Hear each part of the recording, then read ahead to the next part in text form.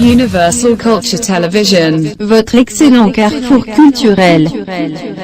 Ìdùnnú ṣubú láyọ̀ ní ààfin bàbá wa ọba Ogboni kẹrin torílẹ̀-èdè Benin pátá ní àyájọ́ ọjọ́bọ̀ ọjọ́ kejì oṣù kìíní ẹ̀yìn oṣù ṣẹ́rẹ́ tọdún 2020 èyí tí à ń bẹ nínú rẹ̀ yìí. Ayẹyẹ ọ̀tọ̀ọ̀tọ̀ méjì ló wáyé lọ́jọ́ yìí. Àkọ́kọ́ ayẹyẹ ọjọ́ ìbí wọn gẹ́gẹ́ bí a ṣe mọ̀ bàbá wa Kabiesi Ogunyomi Muhammed Musiliu Abiodun. Wọ́n jẹ́ ẹnìkan tí wọ́n fa tẹwútọmọ mọ́ra tí ìgbéraga ò sínú ọ̀rọ̀ wọn. Wọ́n ṣẹ̀fẹ̀ láàrin àwọn asọmọgbé wọn.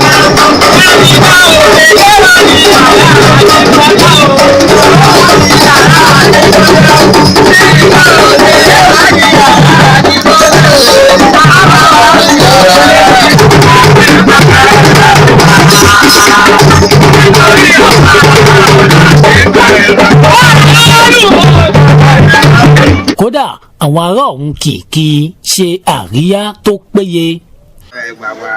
Ẹjọ́ òní lọ́jọ́ pẹ́ o, onílù gbómúdà kiri o, onílù ẹ̀dẹ̀, Kábíyèsí, akadòdè gbé ìlàdòdè àrò.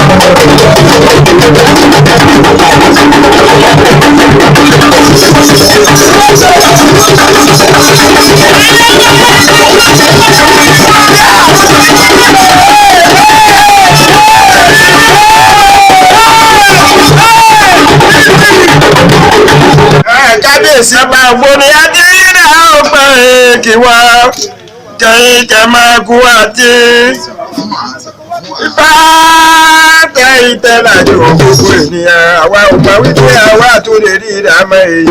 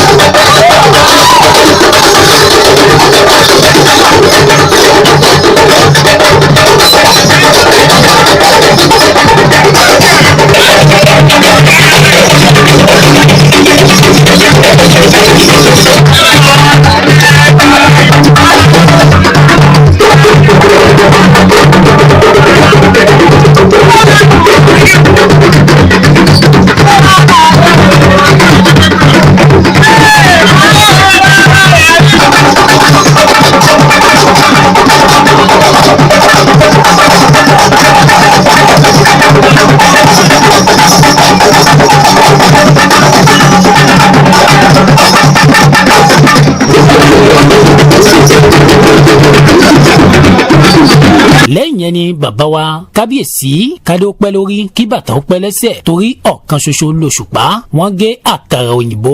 Ọdún tẹ̀ ṣe lẹ́nu yìí ẹ ní ṣe fi lọ sùn kẹfì jáde láyé.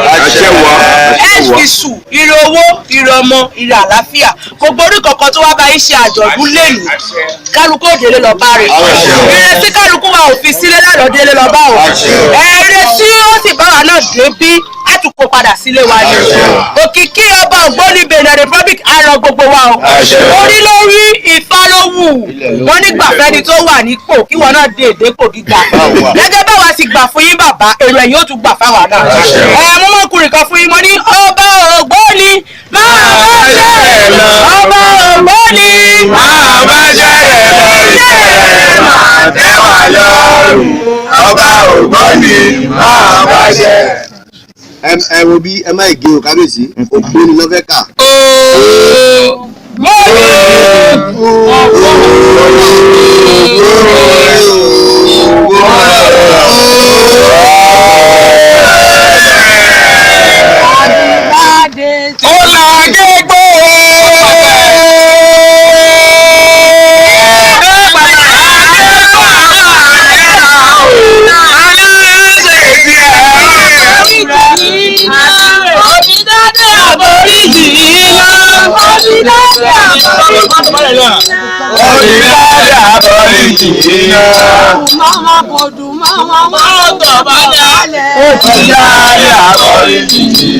Ìjẹ́ báyìí ayẹyẹ kejì ní ètò ìfinijoyè ọlọ́kan ọ̀jọ̀kan. Alákòóso ọba ògùn gbogbo ìlú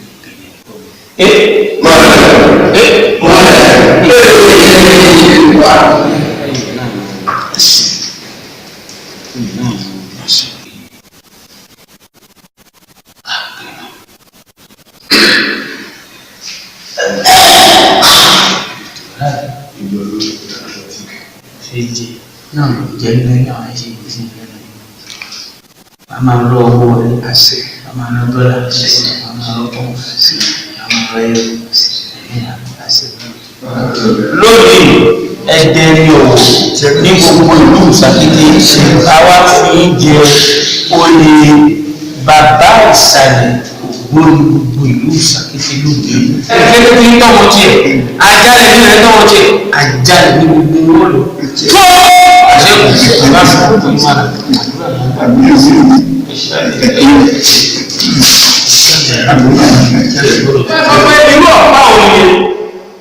Ọ̀pá pàlàpàlà ní ìpèjì ikú ayé pàtó ẹsẹ̀ wa.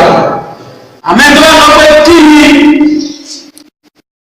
ó jẹ́ ni àjẹgbó àjẹtọ́ ni nítorí ọ̀pá ní pajá, ọ̀pá ní ìpèjì, ọ̀pá ní lóko tí ò gbọ́ràn. Ẹni tó bá sọ pé kíkó yìí olóje wọ́n á bá àwọn tó lọ sókè fínálẹ̀ wọ́n di ọ̀pá ayé tí a gbé ní bàbá yìí lọ́wọ́ tó jẹ́ ọ̀pá ayé gbogbo Benin Republic. Ṣé ìgbọ́dọ̀ mi ti rí olú ayé ọba Benin Republic kọ́pá ní pa wọn dànù. Àmọ́ ẹni tó bá gbà fún ayé ó gbà fún tọ̀, oṣó ó gbà fún, àjọ ó gbà fún, èmi ó gbà fún, ẹlẹ́bọn ló gbà fún. Àbẹ́ẹ̀lọ tó nítorí àwo ìfẹ́ ìlú ìgbòrò tábà sọ ó lè mú dàṣẹ. Ọba Ogboni ọba Ogboni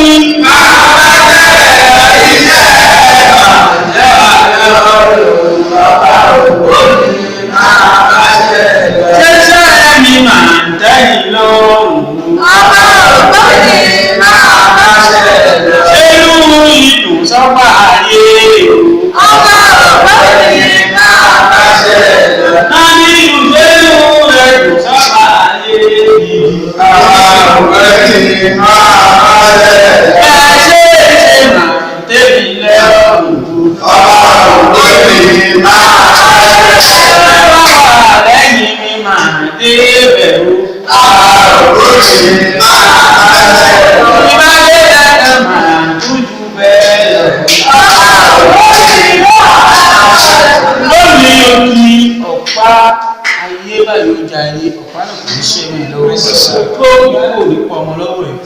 Ọ̀pá náà kò ní pa ọmọlé rẹ̀, kò ní pa ìyàwó rẹ̀, kò ní pa rẹ́sìkì rẹ̀. Àwọn ẹni tó nígbà wọn ti ṣe jẹ́ wọn máa pa.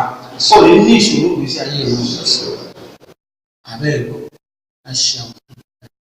Tó nítorí àwọn tó fẹ́ tó nìkan dágbọ́ tó dé ìgbóná sí tó. Bákan náà oyè bíi ajírọ́ba ìpínlẹ̀ Ṣàkété ẹni tí ó tọ́ sí wọ́n fi jẹ́, gbọ́ba níyì ìlú Ṣàkété wọ́n fi wọ́n jẹ́ bákan náà ní àyájọ́ ọjọ́ yẹn. Eléyìí wáyé lójú àwọn lọ́balọ́ba àti àwọn ìjòyè. Bàbá wa Nadiu Maotana tí wọ́n jẹ́ olórí àpènà Wèmé Plateau wọ́n fún alẹ́kùnrẹ́rẹ́ àlàyé. Ohun mèremère ló ṣẹlẹ̀ ní àyájọ́ ọjọ́ títì ní àkọ́kọ́ náà àyájọ́ ọjọ́ èyí ni àyájọ́ ọjọ́ òbí kábíyèsí bàbá wa olúwàjí ọmọ Ogboni Aborigin ti gbogbo Benin Republic lápapọ̀. Ohun mèremère ló ṣẹlẹ̀ tí àwọn ní àǹfààní láti lè sọ ní àyájọ́ ọjọ́ títì ní. Àwa tẹ̀síwájú lọ a fi àwọn olóyè jẹ àwọn olóyè tí a fi jẹ bàbá wa láti ìlú Ṣàkété olúwawo àrò ṣọ̀gbọ́n àwọn náà ni a ti jẹ alákòóso Ogboni Aborigin ti gbogbo Benin Republic lápapọ̀ ní abẹ́ àṣẹ kábíyèsí bàbá wa ọba Ogboni Benin Republic. Bẹ́ẹ̀ ni a jẹ bọ́ba jíròrò Ogboni Aborigin Ìsàkété. Bẹ́ẹ̀ ni a jẹ bàbá ìsàlẹ̀ Ogboni Aborigin ti gbogbo Ìsàkété lọ́hùn. Bẹ́ẹ̀ náà ni a jẹ bọ́ba jíròrò àti ọ̀pá ayé ní àyájọ́ ọjọ́ títì ní àdúrà wọn gbà ọ̀nà sí ọ̀nà ńlá.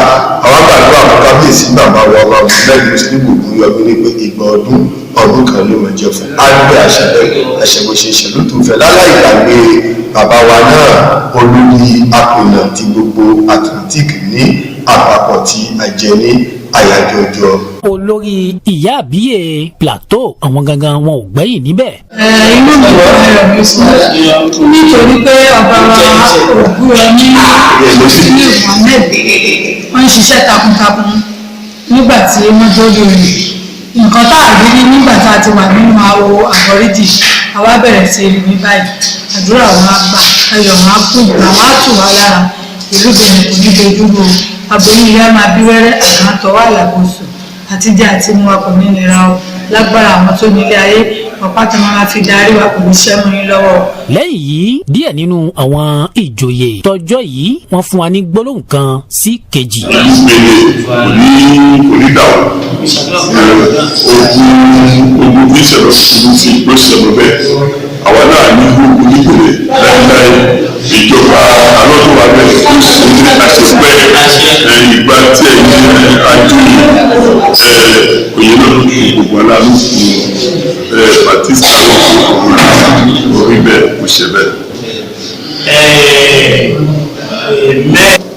Lùmí ìgbà fún ọlọ́run fò ṣe àwọn dèbìtẹ́ ọlọ́run fún wọn náà ṣe ọ̀ní kan sí ayé ọlọ́run kò tọ́lọ́run gbogbo alájọ ṣe pẹ́ ìgbà tí wọ́n kò ní dàwọ́ ìgbà tí wọ́n náà kò ní dàwọ́ lẹ́wọ̀n. kò ṣe yòókì kan wọ ìyẹ̀bá Ògbóni náà èmi àkókò yẹn ìgbà ọdún kan ní ajẹ́fọ́ oyè èmi baálẹ̀ wọn Ìsàkété ọmọdé èdè bàbá sàlẹ̀ onígbẹ̀rẹ̀ Ògbóni ìdá sàmìlẹ́sà ọ̀sọ́wọ́ gbogbo ọgbàdà fún àrínà àrínà kò tí ó ṣe yòókì kan wọ ọdún àbọ̀sí ọdún owó gbàlátà ìbàjẹ́ àrínà àrínà Ìsàkété olú ilẹ̀ làgbà èmi ni wọ́n jẹ́ oyè ọba jíròrò ní abẹ́ àṣẹ kábíyèsí wa ọba òkúlé ni wọ́n á fún mi jẹ oyè olórí apènà Atlantica látàsíkò ìbáyìí lọ wọ́n fi àkókò ìmọ̀ mi ń ṣàdúrà fún bàbá ẹ̀ wípé àsìkò ìgbà tí wọ́n gorí àléfà ẹ̀ epo a máa ké bí epo àwọn ènìyàn máa fún bí ènìyàn wọ́n sì kó wa jẹ pẹ́pẹ́pẹ́ jẹ oyè alákòóso Benin Republic lábẹ́ àṣẹ kábíyèsí ọba Ogboni Benin Musiliu lálẹ́ ìbáyìí ìlú gbọ́dọ̀ níbàdí àdúrà wà gbà àríjì àrínu àríbàjẹ́ kárìkèsì ìjọ àbújọ ayọ̀báyọ̀ mùkúwà àwọn pátá mùkílágílágí mùkílù ìlóye ìjọ àbújọ fún ayọ̀báyọ̀ fún àwọn. Ìka tó bá tọ́ sí mú òun náà la fi ń rin mú bàbá wa Ògúnyọmí Mohammed Musiliu Abiodun ọba Ogboni Aborigin kẹrin torílẹ̀-èdè Benin pátá máa ń báṣẹ́ ẹ lọ.